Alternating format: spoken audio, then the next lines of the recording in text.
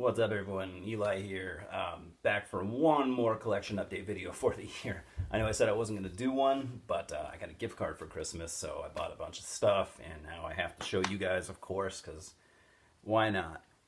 Starting with this fucking awesome shirt. Look at this shit. Evil Dead, Dead by Dawn. I never thought I'd see a shirt like that. It fucking rules. I got all the stuff at the same store with that gift card, actually, so pretty happy with most of it. And I also got this Army of Darkness shirt. Just fucking sick as well. Super duper happy with that. I have got a graphic novel, I got a DVD, and then I got a stack of CDs. So we'll just keep going here. Graphic novel is this Boom Studios Cthulhu Tales Omnibus Delirium. It's just kind of like a compilation of stories. And they're all with different famous writers and artists. Most notably for me anyways, because I'm a big fan, Mr. Steve Niles. Absolutely love Steve Niles. Whether you know his name or not, you might have enjoyed some shit that he's written in the past. Like 30 Days of Night, and the list goes on. He's a fucking legend. And a nice guy, a total gentleman. I met him at Emerald City Comic Con in Seattle some years back. Super fucking nice guy. So anyways, yeah, man, this looks really fucking cool. I'm a massive H.P. Lovecraft fan. I've probably said that numerous times before. So I'm really looking forward to reading through this. It just looks fucking awesome. And in the world of Lovecraft-inspired stuff, we have the newest Hellboy movie. The Hellboy reboot that won't be continued. So yeah, this is I got the steelbook version. It's got double-sided. It's got that. Then it's got that. Very, very fucking cool inside. So yeah, it's got the Blu-ray and DVD versions with also a digital copy. If anyone wants this, go for it, because I'm not going to use that. So first come, first serve on that. It's a pretty good movie. I mean, I saw it in the theater. It could have been a lot better. That's the sad part. It had a lot of potential. It didn't quite live up to all of it, but I still stand by my argument. That the whole bandwagon of people, bashing it before it ever came out. I just thought that was, first of all, unfair, and I also thought it was pretty sheepish, kind of bandwagon mentality, which is, if there's one thing I can't stand about humanity, that might be it right there. No, I did not go to Purdue. That's not my coffee cup. I'm house sitting right now, actually. I went to a fucking community college. I don't want to mislead you. All right, CDs. I got some good ones here, and then some that are, We'll start off with, I kind of got them categorized here. We'll do some punk. I had this CD back in the day and got rid of it. Back when I did, one of my great purges, like 10 years back. And I rebought this. It was like a couple bucks, just kind of out of nostalgic purposes. But after listening to it once, I kind of understand why I got rid of it to begin with. But got AFI with All Hallows EP. Love the artwork. Good Misfits cover on there. They always did good Misfits covers. But yeah, you probably all know AFI, super popular California punk band. They started off, a little more on the underground side, and they became kind of like pop superstars almost. And I haven't really cared to listen to anything they've done in the last 10 or 15 years. So we'll continue that. I have no interest in anything they do right now. So I've also been kind of experimenting with some more like 80s goth and post-punk and stuff, which I almost feel stupid for saying, because that kind of is like the trendy thing right now. Everyone's into post-punk and goth rock, and I guess I'm kind of following that trend only because the last couple of years I've been looking for new shit to listen to. That's the only reason. When something crosses my path, and it's something I'm unfamiliar with, every now and then I'm going to give it a shot. So yeah, I'm kind of experimenting a little bit with those genres, and seeing what works for me and what doesn't.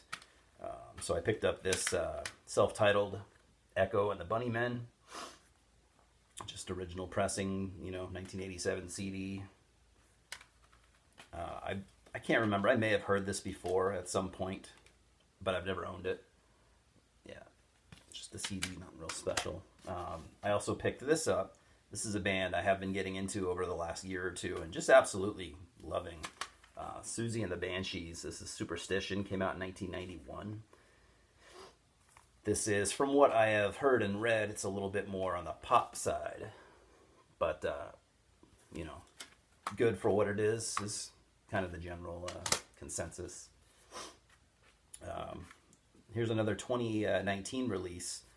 This is a project I have not followed in a lot of years, but I used to have some of their earlier compilations and got rid of them, and I actually wish that I hadn't. So I got Desert Sessions 11 and 12.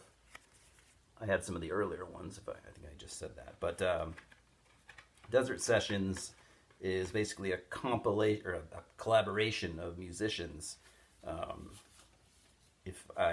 don't know if I'm misunderstanding this, but I always thought it was kind of like, main guy was Josh Homme or Homme or however you pronounce that, from Queens of the Stone Age and Caius. Two bands that I actually really like. I always kind of looked at it as, yeah, whatever. Kind of his project, or at least he's the one that gets it started, and then he gathers in a bunch of musicians who are basically all friends of his, and then they collaborate and make music together. So like we can see, Billy Gibbons, we got like Matt Sweeney. I don't know all these guys, but there's fucking Les Claypool was there somewhere. So yeah, anyways. And in the past, had been like, dudes from Queens of the Stone Age, Caius, Mark Lanigan, band type guys. I can't remember who else. But anyways, yeah, I've always liked, the stuff that they came up with. I've heard this one is really weird and just weird, so we'll see. Might not quite be, could be a grower. Maybe it's not my cup of tea. We'll find out.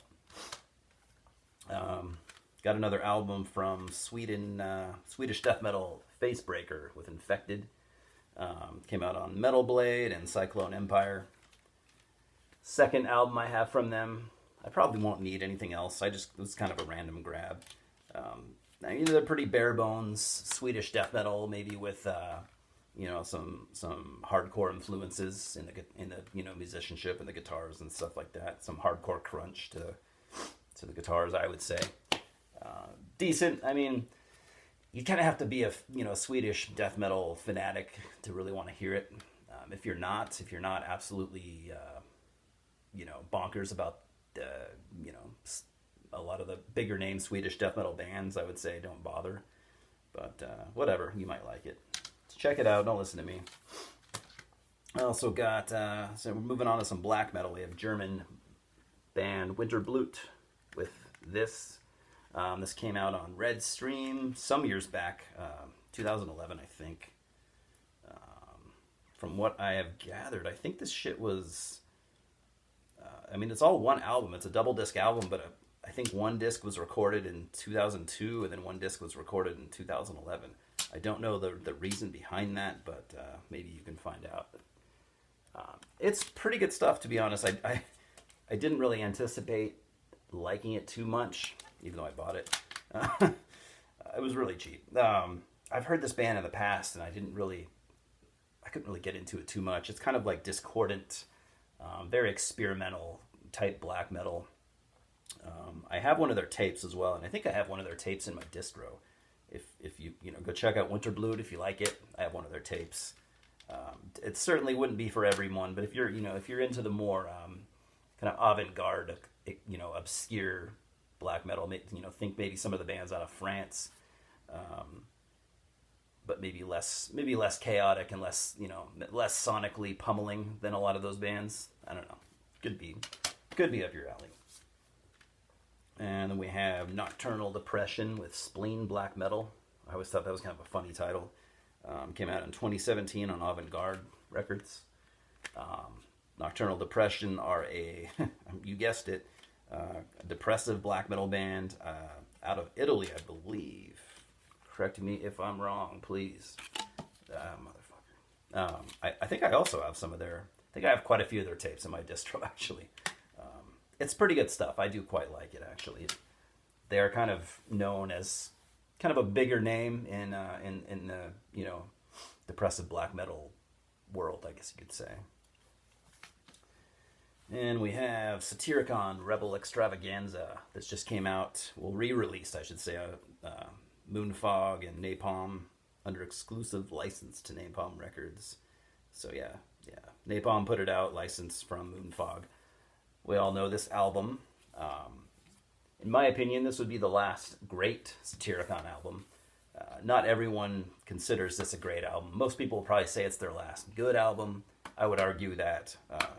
I would say this is their last great album. They have had some good stuff since then. Like, I think it was Volcano that came after this. I really liked Volcano. Still do. But this album for me, I just always loved because it doesn't sound like anything they did before, and it doesn't really even sound like anything they did afterwards. It's kind of like almost like an industrial tinged black metal album. It's, you know, it's very chaotic. It's very nasty. It just reminds me of just, when I listen to it, I just think of like some abandoned, just rusty city, just rust everywhere and fucking dirty hypodermic needles, and it just reminds me of just filth, and in its own way. And I've always liked it. So it's a minor classic in my eyes, but that's just me. And then we'll end with another 2019 release. This will be my final 2019 release for the year. We have the new Shamash album with Hearts of No Light. This came out on Prosthetic Records. Shamash they're an Austrian black metal band. I've always liked their imagery. Like, their band photos are always just really, really fucking cool. They give like that kind of occult, obscure vibe. Musically, though, they are kind of a weird band. You definitely would have to be a fan of the more kind of avant-garde, experimental type of black metal to get into it. A lot of it is very intricate, and none of it is just your typical black metal. None of it at all. You know, they always are, you know, very artsy sounding. Nothing, in my mind at least, nothing I can think of comparing it to. But, you know, they're always super ambitious. Like, their last full-length album, Triangle, that came out a couple years back, was 3 discs. I mean, holy fuck. They have kind of gotten popular with some of the, you know, like, more occult-type black metal bands. They did, like, a small tour recently, or I think it was sometime this year, with, like Mystifier and maybe Rotting Christ or something like that. But, yeah, they've kind of got, I could see them being popular in a couple different camps, you know, different black metal camps. But it's definitely ambitious stuff. It's definitely not easy to get into. This is the 3rd album I own from them, and I'm still not sure that I'm a fan, or that, you know, it's much, you know, up my alley. But I do find them interesting, and when they put something out, you know, I do want to hear it. So anyways, that's all we got for now. Like I said, final video, I imagine, for 2019. 2019 was a fucking shit year for me. Probably one of the worst years I've ever had. So I'm only hoping things can go up from here for me, and hopefully for you guys too. So anyways, it's been a year. But thanks for, you know, sticking with me all this time. And you know, I still enjoy talking to you guys. You know, I have a small handful of subscribers, and that's all I really need. If I couldn't imagine having hundreds of people commenting on my videos. That would become kind of a chore. So I mean, I'm absolutely happy with where this channel goes. You know, I think I've done it like 3 years now, which I still feel like I'm new at it, but whatever. So anyways, 2020, here we go. Let's hope it doesn't suck. Yeah, thanks for stopping by. We'll talk soon. Cheers.